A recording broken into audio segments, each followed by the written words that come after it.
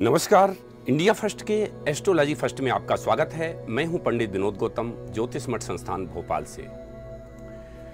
पंचग्रही योग अर्थात 2022 में बनने वाला पहला पंचग्रही योग, जब किसी राशि में 4 या 5 ग्रह इकट्ठे हो जाते हैं तो अनिष्ट कारक होते हैं। एक ही राशि में एक राशि यदा यान्तौ चत्वारः पंचखेच रहा पिलवंती मही सर्वे जलेन रुद्रेण वा, अर्थात एक ही राशि में 4-5 ग्रहों का जमवाड़ा अच्छा नहीं माना जाता है, अशुभ संकेत है। आगामी 27 तारीख से पंचग्रही योग बन रहा है। 27 तारीख को चंद्रमा के मकर राशि में प्रवेश करते ही 5 ग्रह इकट्ठा हो जाएंगे। चूंकि मकर राशि में पहले से ही शनि, सूर्य, बुध, मंगल और शुक्र का चतुर्ग्रही योग बना हुआ है। ऐसे में चंद्रमा के जाने से यह पंचग्रही योग बन जाएगा। यह 2.5 दिन का पंचग्रही योग आगामी देखा जाए तो 2.5 महीने आगामी तक यह असर करेगा, अर्थात इस पंचग्रही योग का असर मई तक जाएगा। भारत की प्रभाव राशि में बनने वाला यह पंचग्रही योग, चूंकि यह भारत की जो प्रभाव राशि मकर है और मकर में पंचग्रही योग बन रहा है।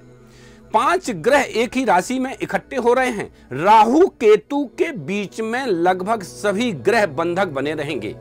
देखा जाए तो पंचग्रही योग 27 तारीख को 12 बजे से बनेगा और 1 तारीख तक अर्थात महाशिवरात्रि को मंगलवार को 3:30 तक पंचग्रही योग की छाया रहेगी। साथ ही आगामी 10 तारीख तक राहु केतु के बीच में सभी ग्रह बंधक बने रहेंगे, अर्थात कालसर्प योग की छाया भी रहेगी। इस दौरान जितने भी नवजात जन्म लेंगे उनकी जन्म पत्रिका में पूर्ण कालसर्प योग जरूर दर्शाया जाएगा, क्योंकि राहु केतु के बीच में सभी ग्रह विचरण करेंगे। लगभग 4 राशियों में राहु केतु के अलावा 2 राशियों में भी सभी ग्रह बंधक बन जाएंगे। ऐसे में ये पंचग्रही योग देश दुनिया में कुप्रभाव डाल रहा है।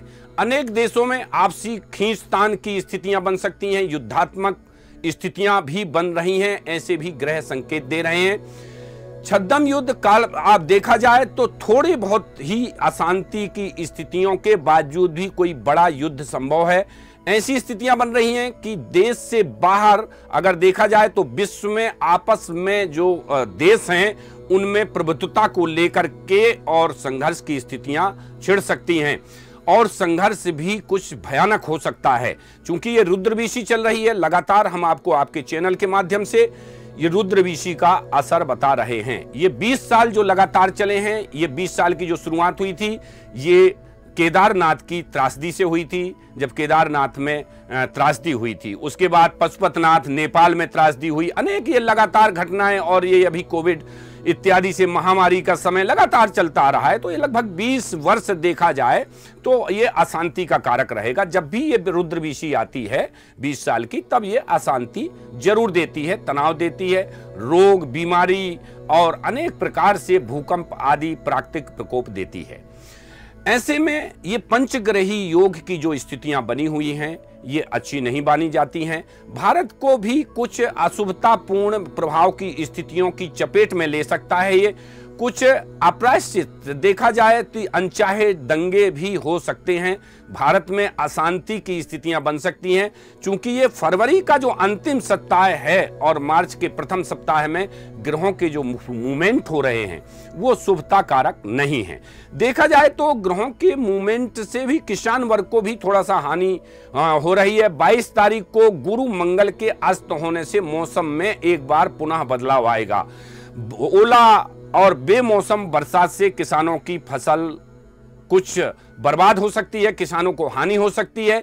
क्योंकि गुरु का अस्त होना और मंगल का अस्त होना ये मौसम में गड़बड़ी कर सकता है और निश्चित तौर पर बारिश करा रहा है। कई जगह पर ओलावृष्टि की भी संभावना बनी हुई है। तारीख 22 को जैसे ही गुरु और मंगल अस्त होंगे, विवाह आदि मांगलिक कार्य भी बंद हो जाएंगे और इसके पश्चात 28 मार्च को गुरु उदय होंगे। उसके पश्चात मार्च के पश्चात ही विवाह आदि के जो योग हैं वो शुरू होंगे। तो ग्रह हमारे जो हैं ये बदलाव करते हैं और ग्रहों के बदलाव होने से प्रकृति में भी बदलाव पड़ता है। तो गुरु के अस्त होने से जहां मौसम में परिवर्तन आएगा, वहीं पर पंचग्रही योग का प्रभाव अशांति दे सकता है। देश और दुनिया में अशांति और तनाव की स्थितियां बन सकती हैं। ये जानकारियां एक ग्रह गोचरीय स्थिति के अनुसार और आकाश मंडल में जो ग्रह हमारे विचरण कर रहे हैं उसी के आधार पर ये ग्रहों का फलादेश दिया जाता है। इसी प्रकार की हम रोचक जानकारियों के साथ समय समय पर इंडिया फर्स्ट न्यूज चैनल के माध्यम से उपस्थित होंगे। तब तक के लिए नमस्कार। देखते रहें इंडिया फर्स्ट न्यूज, सब्सक्राइब करें।